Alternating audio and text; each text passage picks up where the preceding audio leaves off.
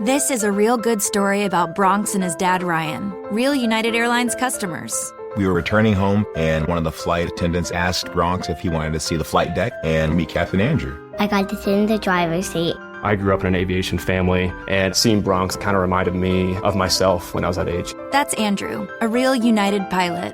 These small interactions can shape a kid's future. It felt like I was the captain. Allowing my son to see the flight deck will stick with us forever. That's how good leads the way. No matter what your result ends up being, that reflection process is so important to be able to say, hey, how did I get here?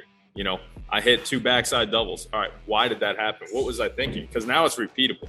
And now you're not only creating the muscle memory of your body, but your mind too. Like, you know what you're up there looking for. You know what you need to be thinking. You know what your approach is to every situation. And you have to learn from every success and every failure. And like you said, if you're not focused on that process of it, you don't know how to handle the failures when they do come. And I think that, you know, everything that we've touched on, baseball is such a hard game. And, you know, the best way to be successful is to keep that kind of, you know, maximize the highs, ride them as long as you can, but minimize those lows. And I think that where we're going right now is it is exaggerating those highs and exaggerating those lows so much that it's creating such fragile players when it comes to mindset.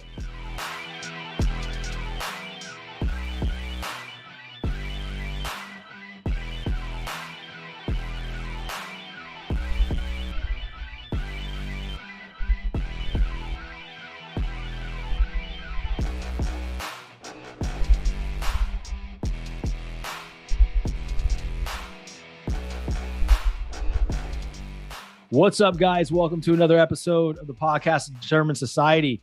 Today, guys, I got an amazing guest. I got a dude that I'm really good friends with. His name is Danny Tufariello. He's a local young man here in Fort Myers, went to Bishop Verot High School, played at Palm Beach Atlantic, Division II baseball. Was an absolute stud. Really excited to have him on the show. Most currently, though, he is an owner of a big business called Evolve Baseball that they're helping all types of baseball athletes go to the next level through the way of analytics and supreme coaching. You guys are not going to want to miss this episode today. We're going to get kind of down and dirty on some shit that we see, not just in society in general, but just in baseball. Like, the society and the game has changed so much. And with that, everybody, welcome Danny Tufariello. What's up, buddy? What's up, Sean? How you guys doing? Oh, man, we're good over here. I love the background, man. That looks absolutely amazing. I appreciate it. I figured we had to show it off a little bit. You have to, man. You have great branding and the things that you're doing with your facility. Why don't you touch on that really quickly before we get going? Yeah. So the facility has gotten off to a great start. It was actually supposed to happen last year. Some divine intervention. You know, God closed some doors, opened some other ones. We went some different routes. I actually signed on with Dovetail Bats, Major League Bat Company. Got to be their pro sales rep, which actually allowed me to make a ton of contacts that actually led into this facility. So we finally got it up and running. We had our grand opening February 12th, and we're up and cranking. Dude, it's amazing. And like, what I'm seeing is like everything that you're doing on social with the big leaguers coming and the big prospects coming and hitting. It's really cool because not only are you getting to work with those individuals, but the younger generation that's coming into your facility is seeing these guys in there. And I think it's really important because when a young man or a young girl can see such promise like happening right in front of them, it makes the dream a little bit more attainable and real. What are your thoughts on that? No, I agree. It's, you know, this whole lockout situation, obviously it's not something that, you know, I would want for the players, but these guys have been great. It's kind of happened organically. Had one or two reach out. They got in here. They've been phenomenal in sharing us on social media. They've referred some friends, and now we've got, you know, we've had about 7-8 big leaguers in here, and we got about 20 total pro guys. And they've been awesome. You know, some of them have even mixed in with the younger guys. Some of them who missed their morning time slots came in the afternoon and actually got their work in with some of our younger clients. And they've been great. You know, it's just like they're grinding with one of their peers, and that's all it is. You know, I apologize for the noise. Somebody must be doing some work next door. Oh, so it's all good, man. Apologize for that. But no, those guys have been awesome. It's been a blessing to have them in here, and seeing how they interact with the younger guys, you know, it's pretty cool that they're humble enough to understand that, hey, that was me not too long ago, right? Mhm. And you know, a lot of hard work mixed with a little bit of luck, and they got where they are now. That's a good point, right? Because at one point in time, those big leaguers, those pro guys were those little kids. Right. And which brings me to this, dude. Like, the game to me has changed so much. And it's something that is almost unrecognizable. And I don't mean the actual aspect of playing the game. I mean the attitude and this the vibe behind all this bullshit. Let's just get into it, man. Like, I do not like the entitlement generation that's going on right now within this game. What have you experienced? Because you're not too far removed from your college playing career, right? So, you know, what has your experience been with entitlement? I mean, not you specifically, obviously, because I know your family, you're not that kid, but like, when it comes to what your family eats and drinks, you know your choices matter. You're the expert because you know what fits your life. And getting it right starts with good information. That's why America's beverage companies are sharing more information about our ingredients at goodtoknowfacts.org. No spin, no judgments, just the facts straight from the experts for more than 140 beverage ingredients. Visit goodtoknowfacts.org. Even in college, right? And then now seeing what you see at the development level, like what are you seeing out there? Yeah. So, I mean, fortunate for me, my college days was kind of like the last of, you know, the generation before kind of this new side of it, I guess you could say. It was, now I had a roadmap myself, but it was more of, hey, look, you grind, you get your spot. If not, then you're waiting, right? And you're working until you get your chance. But now it's starting younger, I would say. Now that I've had a chance to interact with some of the younger guys, you know, we got middle schoolers in here, the travel ball stuff. You know, back when I was growing up, it was, yeah, you played your little league and then you had travel ball during the summer. Now, travel ball is everything, right? If you're not playing travel ball, if you're not out there grinding, getting in front of eyes, then it's nothing. And, you know, it's this whole new dynamic of politics coming into it, right? You know, if your kid doesn't play, you start a new organization or you start a new team. And that's kind of spilled over into the way they train, right? So kids don't seem as hungry anymore. They don't seem like, you know, they have to go win a spot. And I think it's dangerous, to be honest with you. We'll fucking jump into this. Okay. Yeah. I'm glad you brought this up because to me, and you have to be a little more careful than I do. But this fucking travel ball thing has exploded in such a negative way. And here's what I mean by that. You know, just like to your point, if your kid is not playing, right? Okay, my kid's not playing on the Scorpions or, you know, whatever the fuck the team is. So I'm just going to create a team with a bunch of other kids and go play so my son can play. That's called daddy ball. All right. That shit didn't exist when I played. When I played, it was like, yo, if you're not getting the job done, then you're not playing. Period. End of freaking story. You can go cry about it when you get home, but I don't want to see that shit. And what's happening now in this game is it is absolutely exploded in a sense of just, it is breeding entitlement everywhere. It's like these kids could literally go to a showcase. I'm not going to name the company because I think it's a genius company. Okay. I think it's freaking phenomenal, but like everything that has come with it, I mean, I'm sorry, has destroyed the game. Like these kids are on websites with their video and like ranked 20th hitter in this showcase. And like, they go back to their high school coach and like, hey, I'm ranked number 20 on so-and-so website. Right. And what's happened is they're not even good. Let's just be fucking honest. They're not good. So like the whole marketing strategy to make all this money is great, but like the kid's left entitled. I can't stand it, dude. I really can't. And it's tough. And that's the dangerous part, you know, on our end, training in a facility where we do integrate a lot of the new technology and a lot of stuff like that. part of it is they get a profile. They get to save these numbers. They get a login and password. They can track all the numbers that they've gotten in here. And it's a great tool for recruiting, but you get tied up in that, right? And they're chasing a number to email out as opposed to getting in front of eyes and actually performing, right? So it looks a whole lot different, and it's tough to, get them to understand that, yeah, when you're in here training, it's different than in the game. And, they want to use the numbers. If you came in here and you hit 100, you took 100 swings, and 3 of them were bombs with backspin that you barreled up, but the rest you're swinging out of your ass, and you're just trying to get that number for the 3 swings so you can send it out to somebody. Where does that get you, right? And the sad part about it is that works now, right? Like, numbers can get you a job in certain places. And that has changed so much since even I've been playing, which was only 3 years ago. And I think like I said, it's starting at a younger age. These kids are, posting that stuff on their Twitter, which is great. They're marketing themselves. But like you said, it used to be perform first and then market. Like, get in there and grind, get to where you need to be, and then let your work, kind of show off for itself, as opposed to these guys are doing it the other way.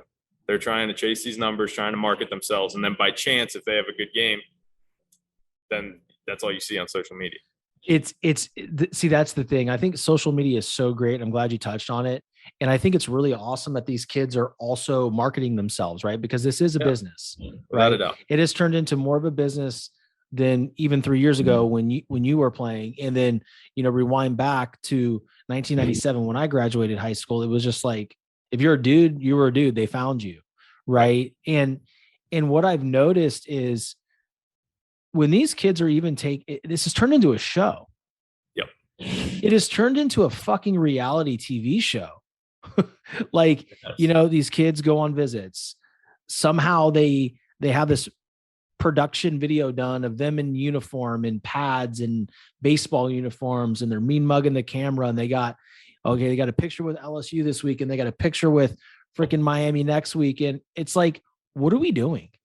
And now what, right? Now you got schools that'll commit, 6 13-year-olds just because they see something they like and they want to lock them up and get a verbal commitment. Now that kid for the next couple of years is doing exactly what you said, marketing themselves as that. And then what happens? By chance, God forbid a kid gets decommitted. What's that do, right? Because now it's not only like, hey, you and your family knew you were going somewhere, and now it's not happening, and now we got to rework it. But because you've marketed so hard and created that, trying to create that superstar mentality that I'm committed to this big school at a young age, and now it's all gone, and now you got the pressure of that whole world knowing that you just got decommitted. What do you do with it? I just I'm in agreement with it. I just think it needs to slow down a little bit. I think it really puts the kids and the parents in a tough spot, and it also puts in a situation where the kid is really pressured by the parents. Like, dude, there's enough pressure in this game.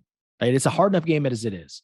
But when you have, dads and moms living vicarious through your development and your accolades, it makes it even more difficult. It is almost impossible to keep a level head. And then what happens is, and this is what I work with young athletes on, dude, is the mental performance of the mind. Like, dude, like their minds are so spun out of control. I got a text message the other day from a former player who's a coach now, travel ball.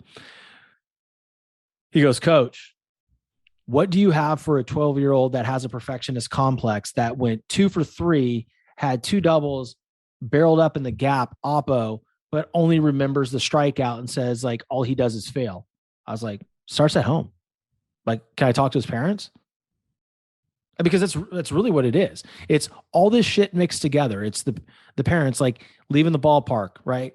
Kid comes up, he's excited about what he does. Hey, what happened to that strikeout? Perfectionist complex, right? And then everything that they're seeing on social media is perfect.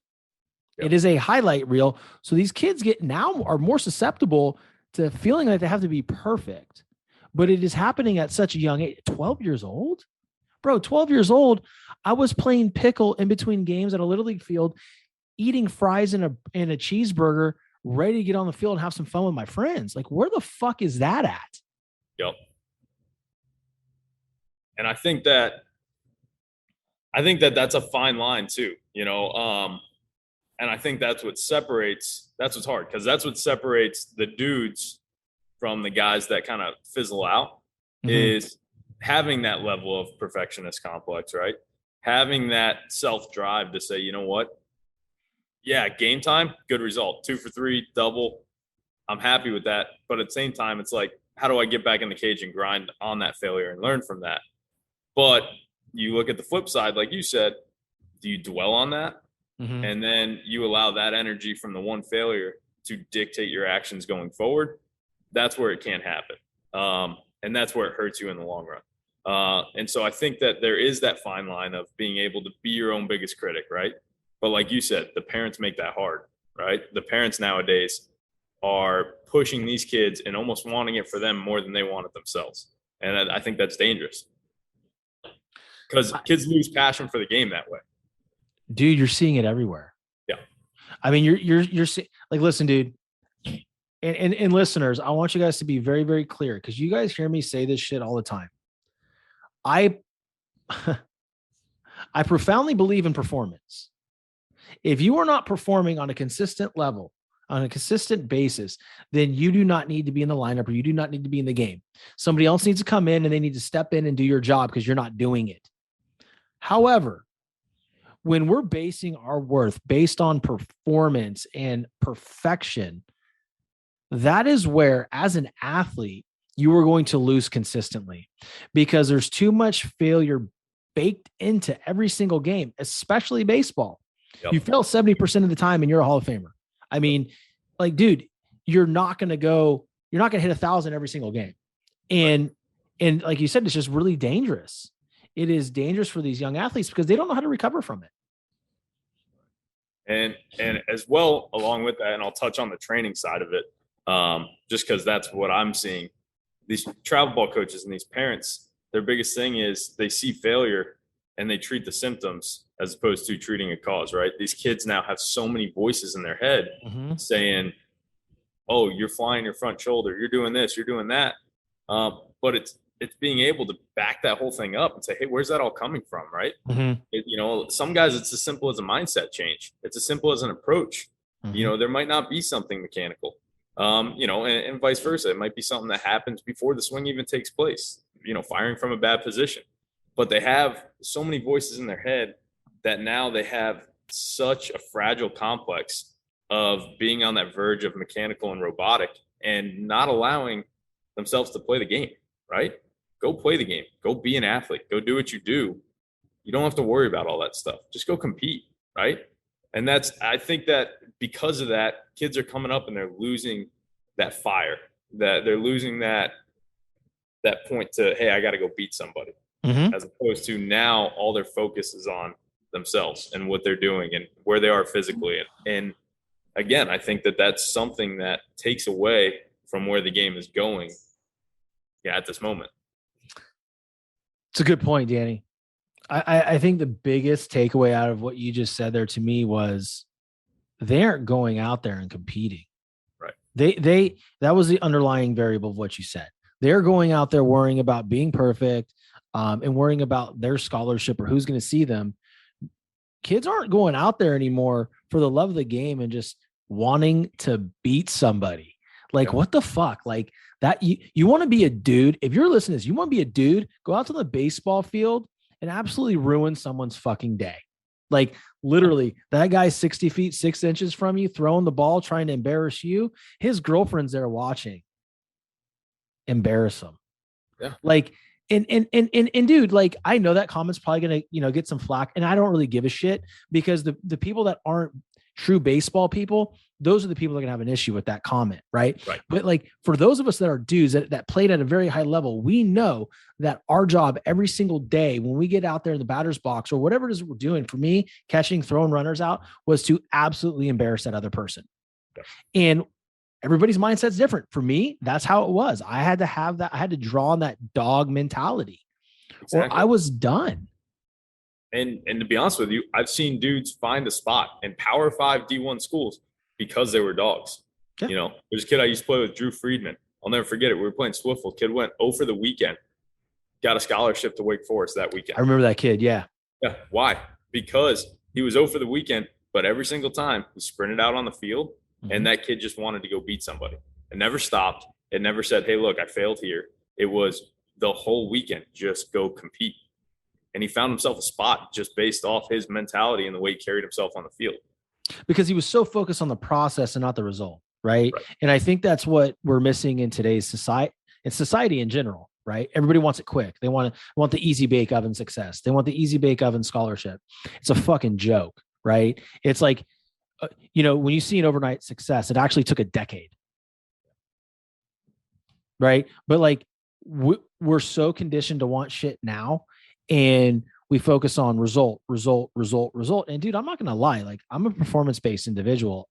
I always look at my analytics. I always look at shit, and I can get way too wrapped up in the result, and then just say, okay, wait, I have to rewind, right? Because I'm an adult. I have to rewind and be like, okay, we're going to focus on this process that we're going through, because this is how everything's built. We're building a solid foundation here at the Determined Society with this podcast, with the coaching programs. Everything that I'm doing is a solid foundation. And hell, you've seen the growth in the last year. You're one of my day ones, right? Not a doubt. And I mean, shit, dude, I remember having a conversation with you and your dad when I created this thing. Yep. I was like, all right, dude, go do it. Right. And it's a slow process. It's a slow burn, but everybody wants it quick.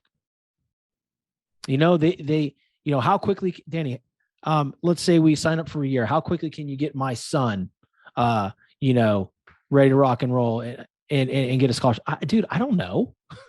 Right. It's going to take its time. Right. And it depends on the individual itself. Right. Like you said, it's all about the process. And like one of the biggest questions we ask in here, whether you have a successful result or a failed one, is why? Why did that happen? Right? Like, no matter what your result ends up being, that reflection process is so important to be able to say, hey, how did I get here? I hit 2 backside doubles. All right, why did that happen? What was I thinking? Because now it's repeatable. And now you're not only creating the muscle memory of your body, but your mind too. Like, you know what you're up there looking for. You know what you need to be thinking. You know what your approach is to every situation. And you have to learn from every success and every failure. And like you said, if you're not focused on that process of it, you don't know how to handle the failures when they do come. And I think that, everything that we've touched on, baseball is such a hard game. And, the best way to be successful is to keep that kind of, maximize the highs, ride them as long as you can, but minimize those lows. And I think that where we're going right now is it is exaggerating those highs and exaggerating those lows so much that it's creating such fragile players when it comes to mindset. Dude, I mean, bro, that's the one thing. When I started this business and I started my coaching programs, I think everybody knows my past because I put it out there pretty freely. And for me, it was more about like helping individuals get over their insecurities, anxieties, and to actualize who they really are as a person. And then as I got deeper into it, I was like, wait a second, athletes, right? I've been through this, right? I've been through the whole progression of not having a place to play, then having a place to play, getting there, and everything being ready in my physical body and my skills. But I didn't work on anything mentally not because I didn't want to, just because I didn't know. You don't know what you don't know, right? And so all these kids are doing this now, and they're going through and they're getting their scholarships to these big programs, right? And when they get there, they see 97 for the first time.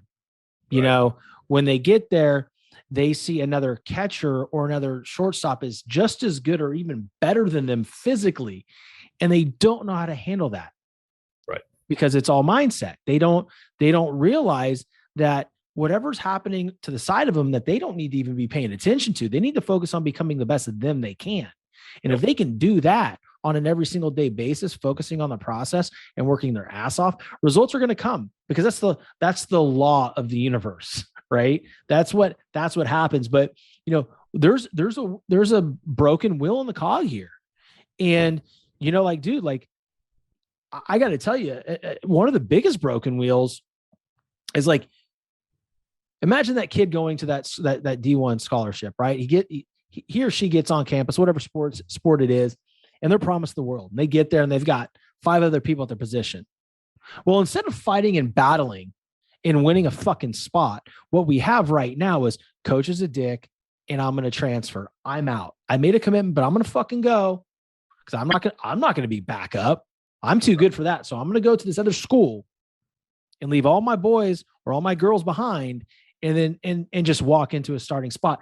Dude, let's talk about that a little bit because I think there's always reasons to transfer. You were one of those kids. You needed to transfer, but it was more than just, I'm not starting.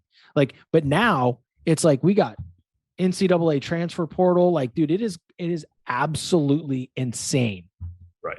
It's tough. I mean, it has progressed at such a rapid pace. And yeah, I did have a roadmap. Freshman year, went to Tusculum College. First time leaving the state of Florida. It's a little different for me, right? And I think part of that culture shock is when you go to college, it's, all right, I'm an 18-year-old freshman, and you walk in there and it's like, shit, I'm with 24-year-old men. Like, you're out here, they're big and fine, right? That's where that dog comes out, where it's like, you know what? Whatever. I'm going to go do it. I'm going to work just as hard as you, if not harder, and I'm going to take your spot. Cool. Well, sometimes it's tough, right? It's tough to keep that mindset through it all. It wears you down. It's a war of attrition when you're in there and you're trying to win a spot.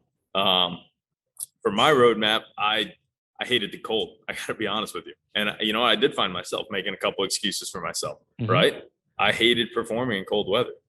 I'm not used to having to take an hour to warm up. I'm from Florida. You go out, you run some sprints and you're good to go. And yeah, I was there for a year and I knew come Christmas break that, it wasn't a good fit for me. And more than just baseball, it was in the mountains of Tennessee. First time we got a snowstorm, first time I'd ever been in a snowstorm. And I was trying to get to my car and I slid like a quarter mile down a hill trying to get there because of the ice. And I'm like, what am I doing here? I never heard that story. That's fucking hilarious. Oh, I had to crawl back up to my car. And while I'm crawling back up to my car, I'm like, what the fuck am I doing here? Right. And it wasn't a place where I saw myself being for 4 years. Baseball was great. The stadium, that was the only reason I was there. Right. I love the coaches. I love the stadium and I love the guys, but it just wasn't a good spot for me. Transferred down to FSW. I won't get too much into this, but it was just like, it was kind of their inaugural year and it was just different, man. Yeah. I got there and it was just a bad atmosphere, right? It was not an environment for growth. There was dudes doing drugs in the clubhouse, dudes doing different things. And I'm like, you know what? Everybody's got a handle on this. I'm from Fort Myers. If anything comes down on this stuff, my name's involved and I don't want it. So I didn't even finish the fall there. I was like, you know what? I'm not even going to take this. They're like, you're going to have to sit out a year if you transfer again. I'm like, I'll sit out a year. I would rather sit out a year, perfect my craft than to stay here and potentially, have my character be compromised or something like that. That's when I got the PBA and it wasn't a cakewalk there either. I sat out a year, had to practice, finally got up there, beat out a senior transfer from Miami for the third base job. I was high on life at that point. I got the starting job opening day. I hit a bomb that went just foul, and then I struck out 2 times, made 2 errors, and I was buried. It was 3 weeks before I even touched the field, and that was like 9th inning on a midweek, right? And that's where the uphill battle started, and that's where reality hit me right in the face, and I'm like, all right, what do I do now? Right? I won the spot, but then I lost it. Now I'm not even getting a look.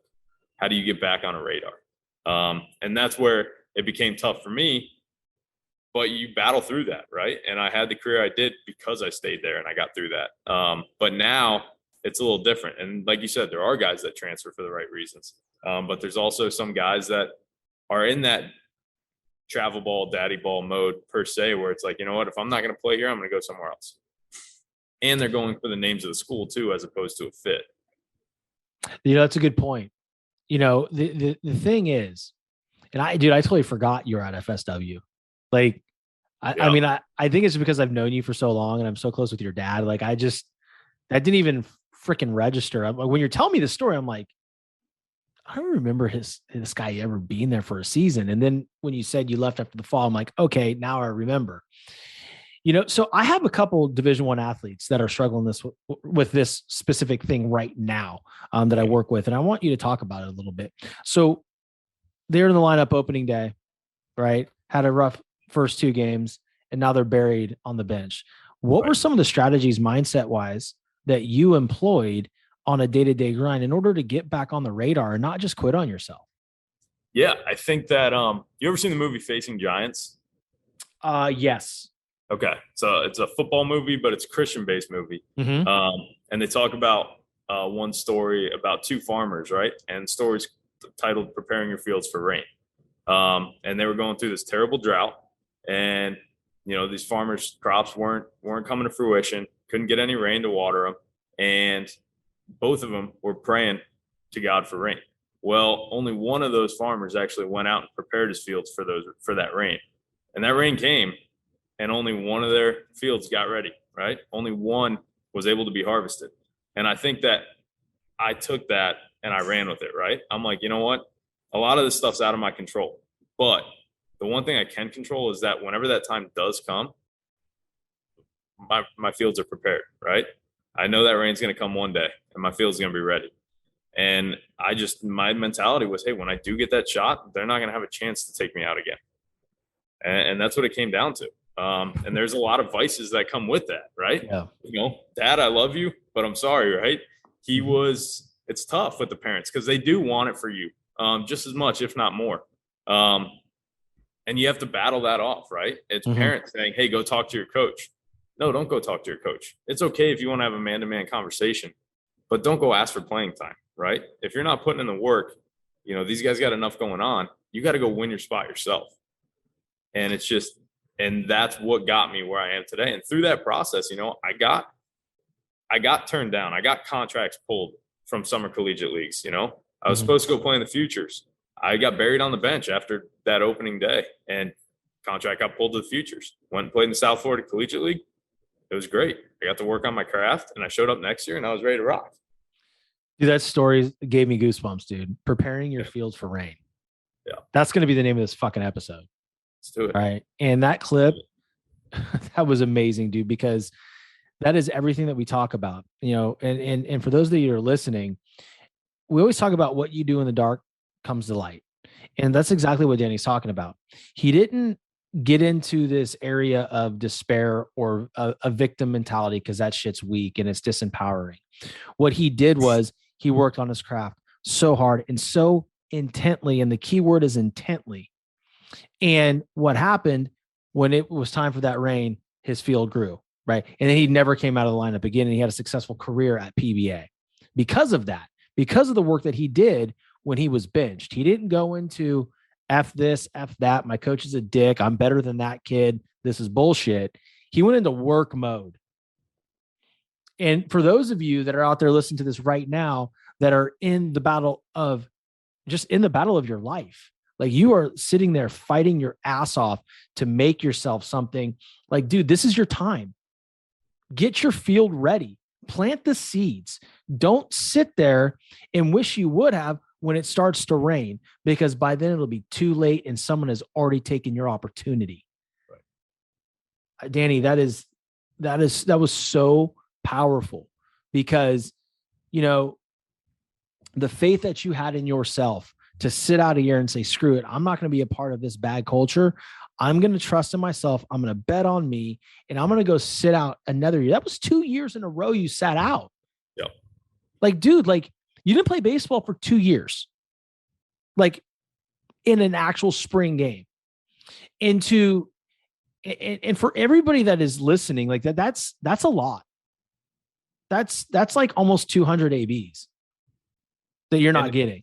And there's other things that came into it, right? There's other things that are going to continue to break you down. That's not the only battle you face is, am I getting the opportunity or not?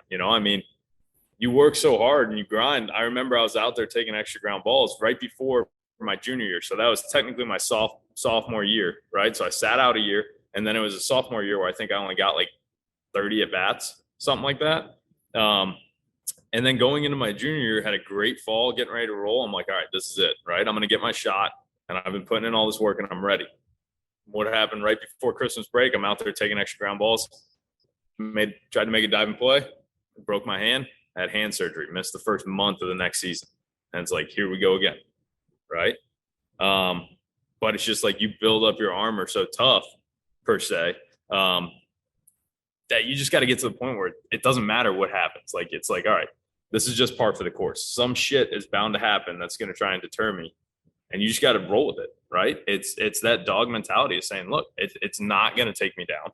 It's not something that's going to make me change my course. I'm going to grind through it just like I did the other stuff. And we're going to get to that spot where we're ready to rock when that time does come.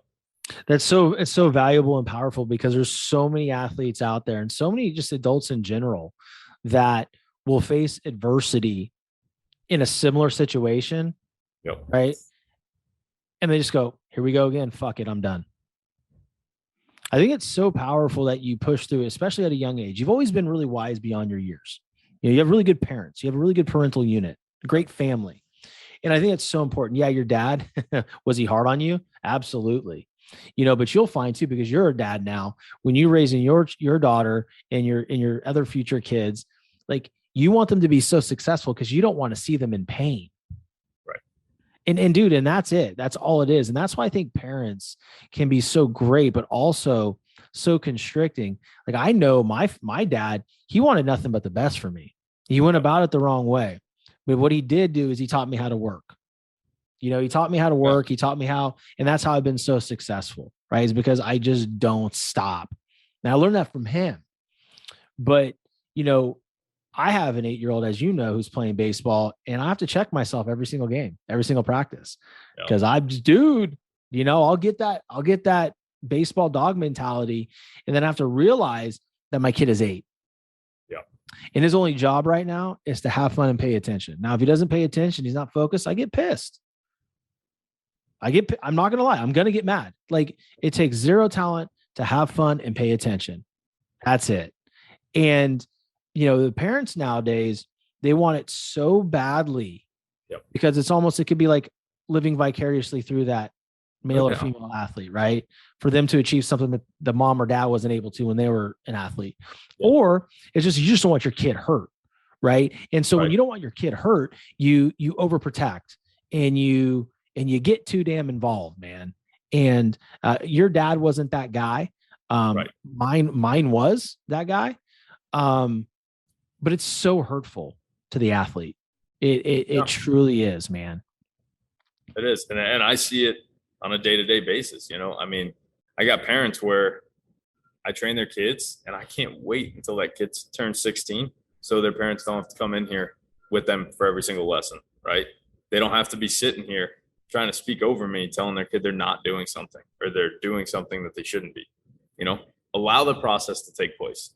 Like, you're here. You trust me as a coach. There's going to be coaches that you have to trust going forward, whether they're doing the absolute best thing for your kid or not.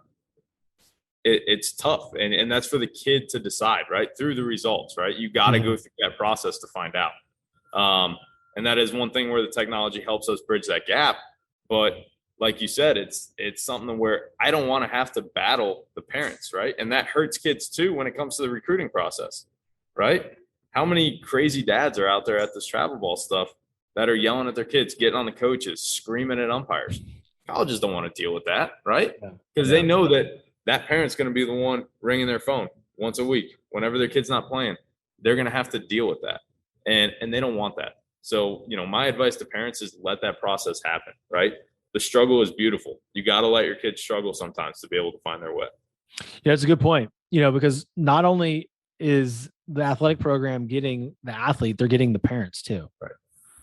I mean, hey dad, hey mom, that's listening out there and your kids going through the process, you absolutely can hurt your child's chances of getting that scholarship by how you act at a baseball game, at a volleyball game, a basketball game. I don't give a shit where you're at. People know who you are. Right. They do their research. And if you want your child to have the best experience possible and end up at the best possible place, then you need to hold yourself to a certain standard when you're in public. Right. Because if you show any indication that you're going to be a problem for that coaching staff, your son may not get the scholarship to his choice school. And he might very well could be able to play there. Right. But they don't want to deal with it. So, parents, you got to ask yourself, is it worth it? is it worth it to be how you're being? Right. Because these kids, right. These are the kids that I end up working with, right. The kids that don't have the mindset or the tools to get through that adversity when they're slumping. Right. Because they are stuck in this disease to please, people pleasing mindset. Like, it's dangerous. It is absolutely dangerous. So, man, I enjoyed this, man. This was really, really great. Like we were able to touch on a few different things as far as, mindset and how it pertains to the athlete and their performance.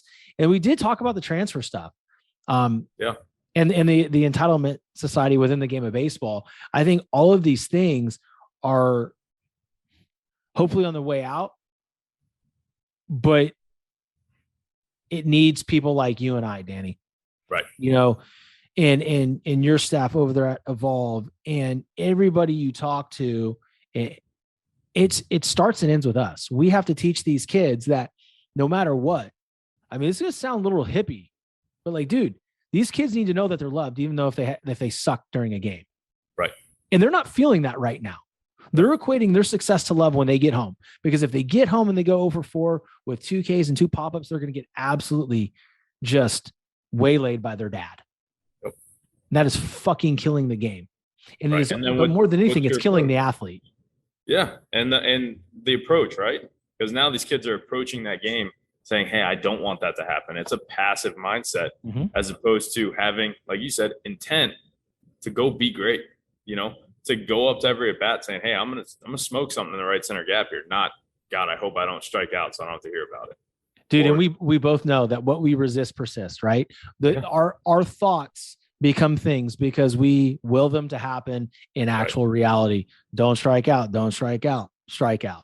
Yep. Right. It's funny. I'll tell you a story and then we'll end it, because I know you got to open up. But I went snowmobiling back in the day, man. I was super excited about it too. I think it was like 2005-ish, 2006-ish. I was in Utah at this kind of like retreat thing with some friends and having a great time. We're in this big ass cabin, and I kind of felt out of place because all these motherfuckers had a ton of money and I was, struggling, like I was in the mortgage business, and that was when it started to kind of dive down a little bit. And which means it was probably 2006, 2007. And I was already super insecure being there. And then we hop on these snowmobiles. I'm like, dude, this is going to be freaking awesome. Dude, snowmobiles are extremely difficult to manage, like to drive those fucking things. And so I remember driving and I'm going like slight left and I see this tree like 1,000 yards ahead of me. What the fuck did I think? Don't hit the tree. Yep. What the fuck did I do? Yep. I hit the tree. Damn tree. Now I wasn't going fast. So I was like, oh my God, watch out for the tree. Don't hit the tree. Don't hit the tree. And the only thing I was fixating on was not hitting the tree. And it created the reality that I hit the fucking tree. Yeah. So, it's like my golf game. Don't go left. Right. Dude, I need help with my golf game. I went to Top Golf a few weeks ago with my wife, and I'm a former D1 athlete. Right. I was with, my buddy who wasn't a D1 athlete. No, we'll leave it at that. And then his wife and my wife. Bro, they beat my ass, including the women. I'm like, what the fuck? It's because all I keep thinking is don't shank it. Don't shank it. Don't suck. Don't suck. And it's funny because we go through these things in life. And if I knew how to, swing a golf club truly, then I would be pretty good. But if you look at the video, my finish is straight up baseball. It's not even close, dude. It's a terrible golf swing. It's gonna be there forever. Huh? It's gonna be there forever. Oh my God, it was terrible. But to the point where, guys, we have to envision the results that we intend to create, not what we don't want to create. Our way of thinking is everything in life. And if you guys can understand that, then you will understand the secret of life. It is the universal law for a reason. So successful people control their thinking, not their thoughts. You'll never control a thought, but you can control how you think. So, brother, a couple questions before we let you go here. How can my audience best support you? follow us on social media. We're new. We just started out.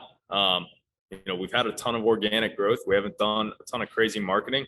We got some stuff in the works. We will be doing that. But if you guys could just throw Evolve Baseball a follow, maybe share us on Instagram. We'll have some more stuff coming out soon, and we're going to start that marketing push. And it would be great to have some people share that stuff and support us. Dude, and you can count on me for that, for sure. Yep.